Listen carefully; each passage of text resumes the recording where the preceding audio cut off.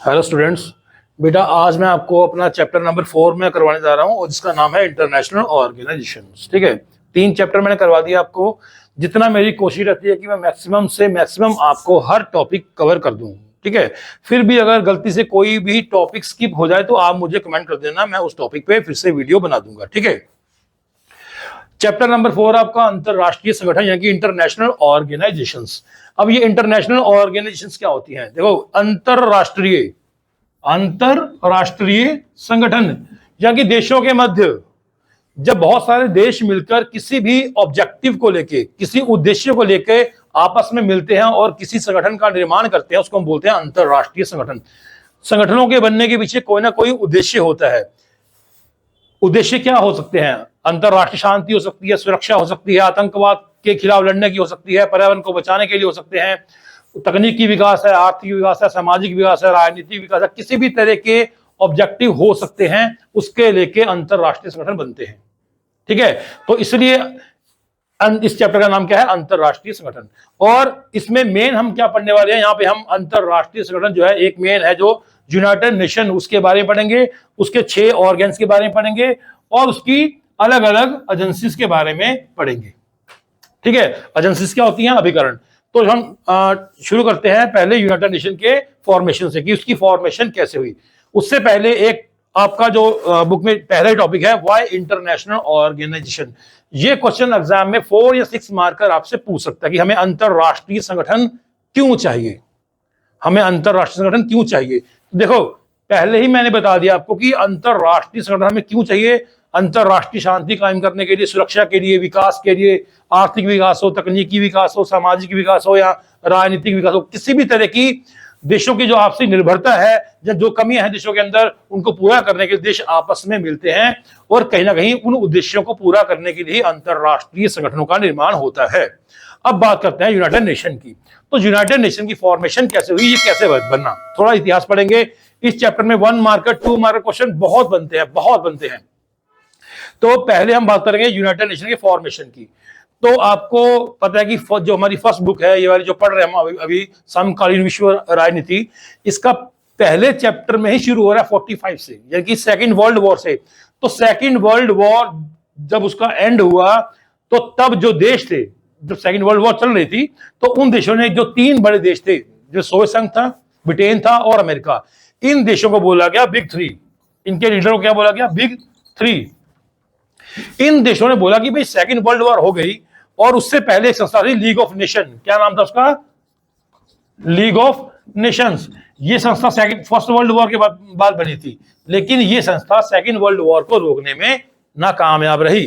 तो इन देशों ने बोला कि भाई इसको खत्म किया जाए और एक नई संस्था का निर्माण किया जाए जो कि तीसरे विश्व युद्ध को रोके। तो इसलिए जो बिग 3 थे, चर्चिल, स्टालिन और Roosevelt, Churchill, Winston Churchill, Joseph Stalin और फ्रैंकलिन डी रूजवेल्ट, ये मिले आपस में। इन्होंने बहुत सारी कॉन्फ्रेंस करी, मीटिंग करी और फाइनली 24 अक्टूबर 1945 को संयुक्त राष्ट्र संघ यानी कि यूनाइटेड नेशन का फॉर्मेशन कर दिया गया, उसको बना दिया गया।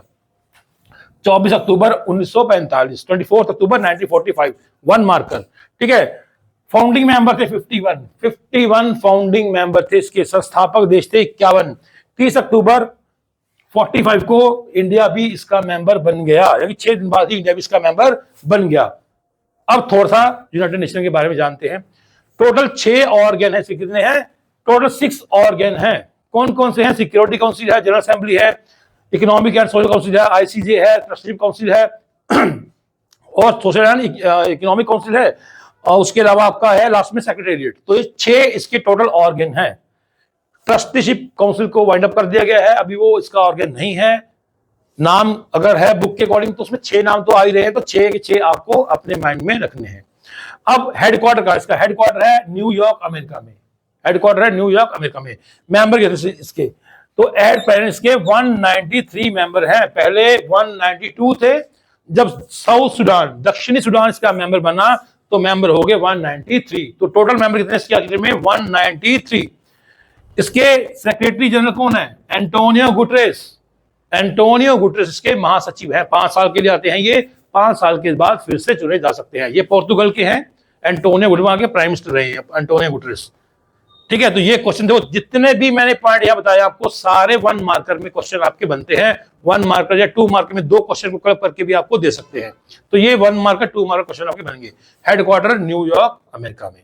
ठीक है, तो ये था इसका थोड़ा सा हिस्ट्री, पास्ट इसका बन गया यूनाइटेड नेशन। अब ये बनाया क्यों गया, जहां भी 1 मार्कर या 2 मार्कर क्वेश्चन बोर्ड में मोस्टली पूछते हैं कि संयुक्त राष्ट्र संघ के मेन ऑब्जेक्टिव क्या है। ध्यान रखना, मेन ऑब्जेक्टिव, ऑब्जेक्टिव नहीं पूछ रहा वो पूछ रहा मेन ऑब्जेक्टिव, यानी कि मुख्य उद्देश्य उसके क्या थे या क्या है, सॉरी। तो उसके 2 मुख्य उद्देश्य हैं, अंतरराष्ट्रीय शांति और सुरक्षा, इंटरनेशनल सिक्योरिटी एंड पीस।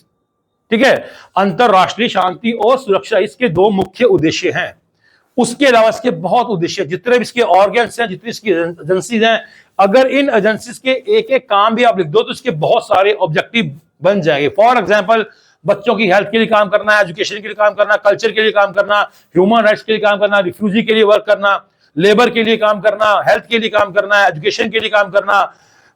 ठीक है, तो ये इसके अलग अलग एजेंसीज और ऑर्गन है जो कि बहुत सारे काम करती है, लेकिन इसका मेन ऑब्जेक्टिव क्या है, इंटरनेशनल सिक्योरिटी एंड पीस इसका मेन ऑब्जेक्टिव है। और यही क्वेश्चन मोस्टली 1 मार्कर 2 मार्कर में एग्जाम में आपसे पूछा जाएगा। चलो अब बात करते हैं इसके ऑर्गन्स की। तो ऑर्गन्स के टोटल कितने हैं, 6 इसके टोटल ऑर्गन्स हैं, जिनमें हम पहले बात करेंगे, सबसे पहले हम बात करेंगे यहां पे जनरल असेंबली की। ठीक है, आम सभा। अब आम सभा क्या है, मैं थोड़ा सा इसको रब कर दूं।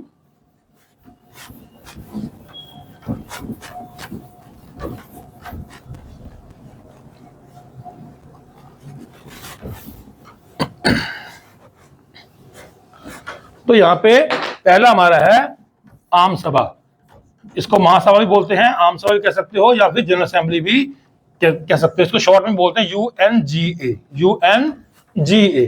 ठीक है, यूनाइटेड नेशन जनरल असेंबली, आम सभा।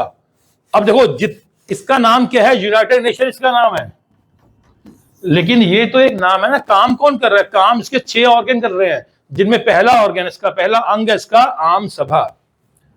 आम सभा क्या है, देखो ये विश्व की एक पार्लियामेंट की तरह है, जैसे विश्व की एक संसद है वैसे ये काम कर रहा है। जितने मेंबर यूनाइटेड नेशन के हैं 193, वो सारे मेंबर आम सभा के भी मेंबर हैं।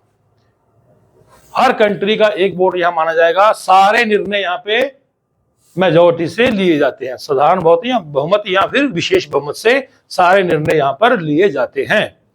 हर कंट्री का एक वोट माना जाएगा यहां पे। ठीक है, तो आम सभा 193 मेंबर, और ये विश्व की एक संसद की तरह है, जितने भी देश संयुक्त राष्ट्र संघ के मेंबर हैं उतने देश इसके मेंबर भी हैं। कोई भी देश अपनी कोई भी समस्या, कोई भी मुद्दा, कोई भी इश्यू यहां पे ला सकता है और उस पर चर्चा होती है। कुल मिला के देश अपनी समस्या यहां पर रख सकते हैं। ठीक है, number 2, economic and social council. Economic, मैं शॉर्ट में लिख रहा हूं, इकोनॉमिक एंड सोशल काउंसिल। अब ये इकोनॉमिक एंड सोशल काउंसिल क्या है, देखो नाम से समझ जाओ आप लोग। इकोनॉमिक यानी कि आर्थिक और सामाजिक, सोशल काउंसिल आर्थिक और सामाजिक परिषद। ठीक है, आर्थिक और सामाजिक परिषद। अब इसका काम क्या होगा, डेफिनेटली इसके नाम से आप समझ जाओ मेंबर कितने हैं। पहले इसकी स्ट्रक्चर क्या है, इसका 54 मेंबर है इसके, कितने हैं 54, 3 साल का टर्म इनका होता है, 3 ईयर्स का। 54 मेंबर, 3 ईयर्स का टर्म है इनका। काम क्या इसका, इकोनॉमिक और सोशल इश्यू पे काम करना। अब इकोनॉमिक क्या है आप समझ जाओ, इकोनॉमी के लिए काम करना। वर्ल्ड बैंक है इसके लिए, जो इसकी एजेंसी काम करती है, वर्ल्ड बैंक है, आईएमएफ है। तो वो इकोनॉमिक और सोशल जो इशू है, अब सोशल इशू कौन से, हेल्थ है, एजुकेशन है, रिफ्यूजी की प्रॉब्लम है, ह्यूमन राइट्स की इशू है, वो सारे कुल मिला के इकोनॉमिक एंड सोशल जो काउंसिल है उसका काम है सामाजिक और सांस्कृतिक मुद्दों पे सामाजिक और आर्थिक मुद्दों पे काम करना। क्लियर, 54 मेंबर, 3 ईयर का टर्म। ज्यादा हम इनमें डिस्कस नहीं करेंगे क्योंकि इनमें लॉन्ग आंसर क्वेश्चन बहुत वेरी पूछता है, मोस्टली 1 मार्कर और 2 मार्कर क्वेश्चन यहां पूछे जाते हैं। नंबर 3 आ जाओ। नंबर 3 इसका सेक्रेटेरिएट, मैं शॉर्ट में लिख रहा हूं सेक्रेटेरिएट, सचिवालय। सचिवालय क्या है, संयुक्त राष्ट्र संघ का जितना भी कामकाज होता है वो सारा कहां से होता है, वो सारा संचालित होता है सचिवालय के द्वारा, जिसका अपना स्टाफ है और उसका हेड कौन होता है, महासचिव, जो कि संयुक्त राष्ट्र संघ का महासचिव भी होता है, जिसको हम बोलते हैं सेक्रेटरी जनरल, जनरल सेक्रेटरी कह लो। तो वो महासचिव ही संयुक्त राष्ट्र संघ का महासचिव भी होता है। काम क्या इनका? जितना भी काम संयुक्त राष्ट्र संघ में हो रहा है, तो तुम सिंपल भाषा में पेपर पर कह लो, वो सारा सचिवालय के थ्रू ही होता है, जिसका हेड कौन होता है? सचिव, महासचिव। ठीक है, नंबर 4। नंबर 4 इसका जो है मेन आईसीजे, जो मेन इसका और है ना ICJ, international court of justice, अंतरराष्ट्रीय न्यायालय इसको बोलेंगे हिंदी में, अंतरराष्ट्रीय न्यायालय। अब नाम से आप समझ जाओ, 15 जज है इसमें और 9 साल का टर्म है उनका। कितना? 9 साल का टर्म है, 15 इसमें जज होते हैं। हेडक्वार्टर है नीदरलैंड के हेग में। काम क्या है? जितने भी देश के मेंबर हैं, उनके कोई समस्या है, कोई विवाद है, कोई मुद्दे हैं, वो देश अपने विवाद अंतरराष्ट्रीय न्यायालय में ला सकते हैं। इसका जो निर्णय होगा वो उन देशों को मानना पड़ेगा। तो ये है अंतरराष्ट्रीय न्यायालय। नंबर 5, ट्रस्टीशिप काउंसिल, शॉर्ट में लिख रहा हूं मैं, ट्रस्टीशिप काउंसिल। बुक में सब लिखा हुआ है, आप बुक से नाम पढ़ सकते हो। वैसे मैं बोल रहा हूं आपको, तो मेरे साथ साथ आप बुक में भी रीड कर सकते हो। ट्रस्टीशिप काउंसिल क्या है? इसको हिंदी में बोलते हैं न्यासिदा परिषद। इसको क्यों बनाया गया था? हालांकि इसको वाइंड अप कर दिया, ये इसका ऑर्गेना फिलहाल स्टॉप हो चुका है। इसको बनाया क्यों गया था? जब संयुक्त राष्ट्र संघ बना 45 में, तो बहुत सारे देश ऐसे थे जो बहुत पुअर कंडीशन में थे, या इस कंडीशन में थे कि वो अपने आप को चला सके। तो उन देशों को चलाने के लिए बड़े बड़े देशों को ट्रस्ट बना के उनको सौंप दिया गया था। लेकिन आज की डेट में कोई देश ऐसा नहीं है, इसलिए इसको वाइंड अप कर दिया गया इस ऑर्गन को। क्लियर? Trusteeship council. अब नंबर 6 आओ, सबसे इंपॉर्टेंट, मैं इसको अलग से लिखूंगा आपके लिए। सबसे इंपॉर्टेंट जो इसका ऑर्गन है, जिसमें जो इस चैप्टर में सबसे ज्यादा क्वेश्चन पूछते हैं, वो है आपका यूएनएससी, यानी कि यूनाइटेड नेशन सिक्योरिटी काउंसिल। इसको हिंदी में बोलेंगे सुरक्षा परिषद। सुरक्षा परिषद। अब ये क्या है? Security council, United nation security council, short में बोलेंगे इसको। पूरा नाम इसका क्या है? संयुक्त राष्ट्र सुरक्षा परिषद। कितने मेंबर हैं इसके? 5 + 10। 5 + 10। मैं देखो बहुत शॉर्ट में लिख रहा हूं, जल्दी में लिख रहा हूं, तो राइटिंग गंदी भी हो सकती है। 5 + 10 क्या है? 15 मेंबर है इसके। ये एक सिंगल ऑर्गन है जो परमानेंट है संयुक्त राष्ट्र संघ का। ये 5 मेंबर लाइफ टाइम मेंबर है इसके, स्थायी सदस्य हैं। 10 अस्थायी हैं 2 साल के लिए। टोटल मेंबर है 15। ध्यान रखना, 15 मेंबर हैं जिनमें 5 परमानेंट मेंबर हैं। वो 5 परमानेंट कौन है? ब्रिटेन है, फ्रांस है, चीन है, अमेरिका है और रशिया है। ये 5 इसके परमानेंट मेंबर हैं, जिनके पास क्या है? वीटो। इनके पास नहीं है, 10 के पास। ये नॉन परमानेंट मेंबर है, अस्थायी सदस्य है, 2 साल के लिए चुने जाते हैं ये। ठीक है, तो ये क्या है? 15 इसके मेंबर है यूएनएससी के। क्लियर हो गया? अब यहां क्वेश्चन एग्जाम में क्या पूछेगा, यही क्वेश्चन मेन इसमें पूछते हैं। पहली बात तो यूएनएससी का काम क्या है? अंतरराष्ट्रीय सुरक्षा और शांति कायम करने का काम यूनाइटेड नेशन सिक्योरिटी काउंसिल का ही है। ठीक, तो यहां पे क्वेश्चन एग्जाम में क्या पूछेगा? क्वेश्चन पूछेगा कि संयुक्त राष्ट्र संघ की सुरक्षा परिषद जो है उसमें क्या सुधार होने चाहिए। ज्यादातर एग्जाम में क्वेश्चन यही पूछता है। 2 क्वेश्चन मेन है यहां पे, अगर मैं उसको 3 बनाता हूं। पहला क्या है? रिफॉर्म्स का क्वेश्चन पूछेगा। कौन सा? रिफॉर्म्स। अब रिफॉर्म्स कौन से? यहां 2 टाइप के रिफॉर्म्स की बात कर रहा है वो। एक तो बात कर रहा है स्ट्रक्चरल रिफॉर्म, और दूसरा ज्यूरिडिक्शन। राइटिंग ऐसी आएगी अभी। ठीक है, स्ट्रक्चरल रिफॉर्म और ज्यूरिडिक्शन में रिफॉर्म। यानी कि कुल मिला के वो ये कह रहा है कि संयुक्त राष्ट्र संघ की सुरक्षा परिषद में सुधार होना चाहिए। लेकिन सुधार कैसे? अभी हम बात करेंगे सिक्योरिटी काउंसिल को रखो साइड में, अभी यूनाइटेड नेशन में क्या सुधार होना चाहिए, ये क्वेश्चन पूछ सकता है आपसे। फिर सेकंड क्वेश्चन पूछेगा सिक्योरिटी काउंसिल में क्या सुधार होना चाहिए। थर्ड पूछेगा भारत इसमें क्या सुधार चाहता है। तीनों में आपका आंसर सेम ही आएगा, लेकिन थोड़ा सा डिफरेंस है। वो डिफरेंस क्या है? जब वो पूछेगा सिक्योरिटी काउंसिल के बारे में, तो आपको सिर्फ और सिर्फ इसके स्ट्रक्चरल रिफॉर्म के बारे में लिखना है। लेकिन जब पूछेगा यूनाइटेड नेशन में क्या सुधार होने चाहिए या भारत क्या सुधार चाहता है, तो आप दोनों को क्लब कर सकते हो। ठीक है, अब बात करते हैं सुधारों की। तो सिक्योरिटी काउंसिल में या यूनाइटेड नेशन में क्या रिफॉर्म होना चाहिए, अभी आपको क्लियर हो जाएगा ये। तो हम पहले बात करते हैं यूनाइटेड नेशन की। यूनाइटेड नेशन में क्या रिफॉर्म्स होने चाहिए, क्या सुधार होने चाहिए। तो ज्यादातर देशों की मांग है दो तरह की रिफॉर्म की बात करते हैं, पहला है ढांचा का सुधार और दूसरा है क्षेत्राधिकार संबंधी सुधार। ठीक है, अगर हम बात करें ढांचा का सुधारों की, स्ट्रक्चर रिफॉर्म की, तो यहां पे बात कर रहा है वो सिक्योरिटी काउंसिल की। क्या कह रहे हैं वो? पहला वो कह रहा है कि जो 5 परमानेंट मेंबर हैं भाई, इनकी संख्या बढ़नी चाहिए। ठीक है, नंबर 2, इन 5 के अलावा एशिया, अफ्रीका, लैटिन अमेरिका, इन देशों को भी रिप्रेजेंटेशन, प्रतिनिधित्व इनको भी मिलना चाहिए। नंबर 3, ये 10 परमानेंट जो नॉन परमानेंट मेंबर हैं, इनके मेंबर भी बढ़ाओ भाई। नंबर 4, वीटो पावर खत्म कर दो, इसका बहुत गलत इस्तेमाल कर रहे हैं देश। भारत के खिलाफ कई बार चीन इस्तेमाल करता है, तो कह रहे कि ये स्ट्रक्चरल रिफॉर्म इसके अंदर होने चाहिए। भारत अपनी दावेदारी पेश कर रहा है, तो कहने का मींस कि ये स्ट्रक्चरल रिफॉर्म यहां पे डिमांड उठती है कि इसमें सुधार होने चाहिए। यूनाइटेड नेशन की बात करें तब भी आप यही लिखोगे, सिक्योरिटी काउंसिल की बात करें तब भी आप यही लिखोगे। क्लियर? अब यूनाइटेड नेशन की बात करें तो उसमें आपको इसको भी ऐड करना है जुरिडिक्शन में। इसमें वो क्या कर रहे हैं, किसको हेल्थ में, एजुकेशन में, पीस के लिए, इन एरिया में जहां हंगर है, पॉवर्टी है, टेररिज्म है, इन एरिया में संयुक्त राष्ट्र संघ को ज्यादा काम करने की जरूरत है। तो ये थी बात रिफॉर्म्स की। अब भारत क्या सुधार चाहता है? भारत भी जो सुधार यहाँ ऑलरेडी हम डिस्कस कर चुके हैं, भारत भी उन्हीं सुधारों की बात करता है। तो तीनों में आपका आंसर ऑलमोस्ट सेम ही आएगा, लेकिन जहां पे पूछा यूनाइटेड नेशन के बारे में तो आपको ज्यूरिडिक्शन के बारे में भी लिखना है। क्लियर? तो ये था आपका सिक्योरिटी काउंसिल का पार्ट। अब वीटो पावर क्या है, ये क्वेश्चन कई बार 2 मार्कर एग्जाम में पूछते हैं कि वीटो पावर क्या है। तो वीटो पावर क्या होती है? ये होती है नेगेटिव वीटो। ये जो 5 परमानेंट मेंबर हैं इसके बारे में मैंने बताया आपको, इनके पास एक पावर है। यूनाइटेड नेशन में जो भी रेजोल्यूशन पास होते हैं उसमें इन 5 की सहमति यस में चाहिए। अगर एक ने भी नो कर दिया तो वो रेजोल्यूशन पास नहीं होगा। मैं रिसेंट की एग्जांपल दे रहा हूं आपको। जो इजराइल और गाजा में जो वॉर चल रही है अभी, इजराइल और हमास के बीच में जो वॉर चल रही है, वहां पे यूएई ने बोला कि भाई आप जो है इसको, एक उसने प्रस्ताव दिया यूएनएससी में, और वहां बोला कि भाई आप इस युद्ध विराम करिए और इसको रोका जाए युद्ध को। प्रस्ताव आया, 15 मेंबर थे, 15 में से 13 मेंबर ने यस कर दिया कि हाँ भाई युद्ध को रोकना चाहिए। ब्रिटेन ने इसमें वोटिंग नहीं करी, लेकिन एक देश ऐसा था जिसने वीटो कर दिया, और वो देश कौन सा था? वो यूएस। तो वो रेजोल्यूशन पास नहीं हुआ।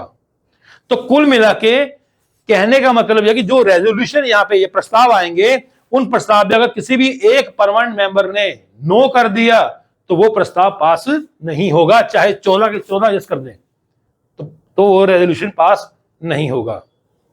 क्लियर? तो ये था इसमें वीटो पावर का टॉपिक। ठीक है, इसके बाद जो बात होती है वो होती है इसके परमानेंट मेंबरशिप की। अब अगर बात करें इसकी परमानेंट मेंबरशिप की, तो उसकी भी हम अभी डिस्कस कर लेंगे। उसका क्वेश्चन भी एग्जाम में कई बार पूछता है कि इसका परमानेंट मेंबर बन सकता है। तो अगर हम इसके स्थायी सदस्यता की बात करें, स्थायी सदस्य कौन इसका बन सकता है, यहां पे 2 क्वेश्चन पूछेगा आपसे। पहला क्वेश्चन ये पूछेगा कि यूनाइटेड नेशन का परमानेंट मेंबर कौन बन सकता है। दूसरा, क्या भारत इसका परमानेंट मेंबर बन सकता है? तो दोनों में आपका आंसर तो सेम आएगा, लेकिन थोड़ा सा आपकी ग्रामर चेंज हो जाएगी। जब भारत के बारे में पूछा जाए तो आपको भारत का नाम ऐड करके यही पॉइंट को हाईलाइट करना है। क्लियर? तो पहले बात करते हैं यूनाइटेड नेशन का परमानेंट मेंबर कौन बन सकता है।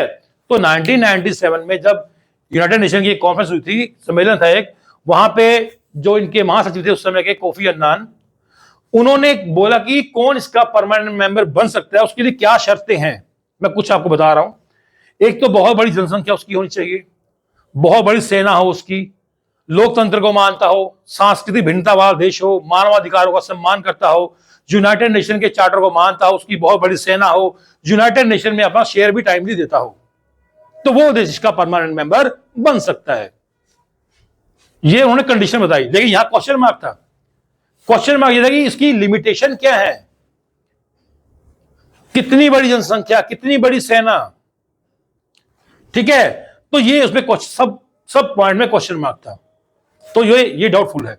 तो यहां पे क्या है भी, अब क्या भारत का परमानेंट मेंबर बन सकता है? तो सिंपल लिखो कि जो 1997 में कोफी अन्नान जो उनके महासचिव थे, उन्होंने जो जो शर्तें बताई, भारत उन शर्तों को पूरा करता है। जैसे कि सेम पॉइंट लिखो, भारत की जनसंख्या बहुत बड़ी है, भारत की सेना बहुत बड़ी है, भारत एक आर्थिक प्रगति वाला देश है, भारत बहुत, उसकी इकोनॉमी यह बड़ी तेजी से बढ़ रही है, यूनाइटेड नेशन में टाइमली अपना शेयर भी दे रहा है, लोकतंत्र को मानता है, यूनाइटेड नेशन चार्टर को मानता है, मानवाधिकार को सम्मान करता है, सांस्कृतिक भिन्नता है भारत के अंदर, ये सारे पॉइंट भारत जो है कवर करता है। तो डेफिनेटली भारत को इसकी स्थायी सदस्यता मिलनी चाहिए। अब रोड़े क्या है भारत के रास्ते में? भारत के रास्ते में क्या रुकावटें हैं? तो पहली रुकावट तो चाइना ही है, वीटो कर देगा। पाकिस्तान है, वो भी रोड़ा अटकाएगा। उसके अलावा जर्मनी, जापान, आपका इटली, ये परमानेंट मेंबर नहीं है, ये भी रास्ते में खड़े हैं। ब्राजील, ये बोलेंगे हमें भी परमानेंट मेंबर बनाइए। तो कुल मिला के परमानेंट मेंबर बनना इतना आसान नहीं है, लेकिन भारत अपनी दावेदारी बहुत मजबूती से हर मंच पे भारत अपनी दावेदारी रख रहा है, और हो सकता है भविष्य में भारत को इसका परमानेंट मेंबर बना दिया जाए अगर यूनाइटेड नेशन के चार्टर में संशोधन कर दिया गया तो। क्लियर? अब बात करते हैं इसके एजेंसीज की, जो मैं टॉपिक मैंने छोड़ा था अभी। ठीक है, जितने मैं छोटी छोटी एजेंसी की, मे भी आपको कैमरा में बहुत छोटा सा दिखाई दे, लेकिन मैं नाम बोल रहा हूं तो सुन लेना ध्यान से। यूनाइटेड नेशन के 6 ऑर्गन्स मैंने बताया आपको, उन 6 ऑर्गन्स के साथ मिलकर छोटी छोटी एजेंसियां काम कर रही हैं। छोटी नहीं है, बहुत बड़ी है वो, हालांकि नाम छोटे छोटे हैं। ठीक है, यूनेस्को हो गया, यूनिसेफ हो गया, यूएनएचसीआर हो गया, एचआरसी हो गया, डब्ल्यूएचओ हो गया, आईएलओ हो गया, डब्ल्यूटीओ हो गया, वर्ल्ड बैंक हो गया, यूनिडो हो गया, वाइपो हो गया। बहुत सारी एजेंसी हैं जो कि यूनाइटेड नेशन साथ मिलकर काम कर रही हैं। इनमें ज्यादातर agency economic and social council के साथ मिलकर काम कर रही हैं। IAEA ये काम कर रहा है सिक्योरिटी काउंसिल के साथ मिलकर। इसका क्वेश्चन 2 मार्कर एग्जाम में पूछ सकते हैं, मैं भी थोड़ा थोड़ा बताऊंगा इनके बारे में। UNHRC, United nation human right commission, ये किसके लिए काम कर रहा है? मानवाधिकारों के लिए। UNHCR, United Nation High Commission for refugee, ये शरणार्थियों के लिए काम करता है। UNESCO, United Nation educational, scientific and cultural organisation, ये शिक्षा और संस्कृति क्षेत्र में काम कर रहा है। UNICEF, United nation international children emergency fund, ये बच्चों के लिए एक बाल आपदा कोष है, उसके लिए काम करता है बच्चों के लिए। IMF, इंटरनेशनल मॉनेटरी फंड, अंतरराष्ट्रीय राजनीतिक जो आर्थिक नीतियां हैं वो बनाता है IMF। WB, वर्ल्ड बैंक, विश्व बैंक, ये क्या करता है? विश्व के विकासशील देशों को उनकी जरूरतों के लिए, विकास के लिए लोन मुहैया कराता है। WTO, वर्ल्ड ट्रेड ऑर्गेनाइजेशन, इसका क्वेश्चन भी आपको 1-2 मार्कर पूछ सकता है। WTO कब बना? 1995 में बना ये वर्ल्ड ट्रेड ऑर्गेनाइजेशन, 1995। इससे पहले एक संस्था जिसका नाम था GATT। गैट को खत्म कर दिया गया, general agreement on tariff and trade, या ट्रेड एंड टैरिफ कर लो, उसको खत्म करके WTO को बनाया गया था 1995 में, वर्ल्ड ट्रेड ऑर्गेनाइजेशन। उसके बाद आपका ILO, इंटरनेशनल लेबर ऑर्गेनाइजेशन, 1990 में बनी ये। इसका काम क्या है? लेबर के लिए काम करना। अब बात करेंगे हम IAEA की, international atomic energy agency, IAEA, अंतरराष्ट्रीय आणविक ऊर्जा एजेंसी। इसके नाम से आप समझ जाओ काम क्या होगा इसका। 1957 में बनाई है IAEA, और इसको आइजनहावर जो थे वहां के राष्ट्रपति, उनके एक सिद्धांत था एटम फॉर पीस। ये क्वेश्चन इसी नाम से पूछेगा, एटम फॉर पीस सिद्धांत क्या था? उनका सिद्धांत था कि जो एटम है, जो एटॉमिक एनर्जी है, उसका इस्तेमाल शांति के लिए होना चाहिए। कोई भी देश को परमाणु के लिए प्रयोग ना करे, बम बनाने के लिए इस्तेमाल ना करे। तो एटम फॉर पीस के लिए ही IAEA का गठन किया गया 1957 में, आइजनहावर सिद्धांत के ऊपर। और इसका काम क्या है? इसका काम है वर्ल्ड में जितने भी न्यूक्लियर रिएक्टर चल रहे हैं, ये कभी भी उनकी जांच कर सकता है कि कहीं उनका इस्तेमाल परमाणु हथियार बनाने में तो नहीं हो रहा। तो ये है IAEA, यूनाइटेड नेशन की सिक्योरिटी काउंसिल के साथ मिलकर ये काम कर रहा है। क्लियर? अब इस टॉपिक में आपके इस चैप्टर में 2 टॉपिक आपके और बच रहे हैं, जिनका नाम है एमनेस्टी इंटरनेशनल और ह्यूमन राइट वॉच। अब ये दोनों इसके ऑर्गेनाइजेशन नहीं है, ये दोनों क्या हैं? नॉन गवर्नमेंट ऑर्गेनाइजेशन है। इनके नाम समझो, एमनेस्टी इंटरनेशनल और human right watch. Human right watch, ये दोनों संस्थाएं क्या हैं? गैर सरकारी हैं। काम क्या इनका? ये विश्व में मानवाधिकारों की देखरेख करती है कि विश्व में कहां कहां मानवाधिकारों का उल्लंघन होता है, अपनी रिपोर्ट प्रकाशित करती हैं, मीडिया का ध्यान खींचती हैं ताकि विश्व में मानवाधिकारों का उल्लंघन ना हो। तो बेटा ये मेरा चैप्टर था 4 इंटरनेशनल ऑर्गेनाइजेशन मैंने अपने हिसाब से तो पूरा करवा ही दिया है। मे भी कुछ टॉपिक छूट भी गया हो, अगर छूटा हो क्योंकि मैं वन शॉट वीडियो बना रहा हूं, सारे थोड़ी सी कमी भी बीच में रहती है। मैं कुछ भी एडिटिंग नहीं कर रहा हूं, सेम वीडियो बना रहा हूं ताकि आपको बहुत कम टाइम में मैं सारा सिलेबस दे दूं, ताकि पेपर में आप लिख के आओ। ठीक है, तो इसलिए मैं कुछ भी एडिटिंग नहीं कर रहा हूं। मे भी कुछ वर्ड जो है मैं छोड़ दूं या कुछ भी टॉपिक छूट गया हो, आप मुझे कमेंट बॉक्स में उन टॉपिक को लिख के दे देना, मैं वो टॉपिक आपको डेफिनेटली कराऊंगा। लेकिन मैं ये गारंटी दे रहा हूं 80 to 90% सिलेबस मैं कवर कर रहा हूं हर वीडियो में, हर चैप्टर में। तो 4 चैप्टर हमारे क्लोज है बेटा, मैं 5th चैप्टर भी बहुत जल्दी उसका वीडियो बनाने वाला हूं और वो मैं अपलोड करूंगा, आप उसको भी देख लेना। Thank you, all the best.